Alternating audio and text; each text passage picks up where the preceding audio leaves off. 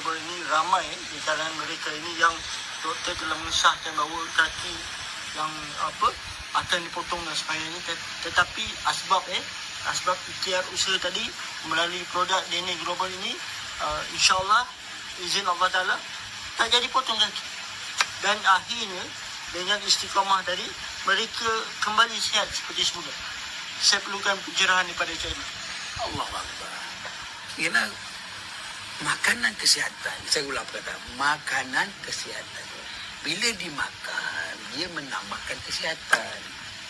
Betul tidak? Betul. Tadi saya sebut, stevia ini pengganti gula. Betul. Sudah tidak ambil gula. Orang kecil manis jangan lagi ambil gula.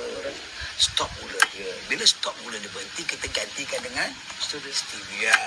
Kemudian, bahagian-bahagian luka, bahagian-bahagian yang telah rosak itu, daging yang rosak, reput sebagainya, busuk akibat selnya mati. Betul.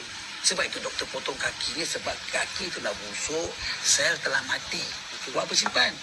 Alhamdulillah dengan adanya protein tadi daripada sarang burung walet membina sel baru. Bila bina sel baru, isi baru tumbuh. Isi baru tumbuh, doktor takkan potong lagi lah. Okey.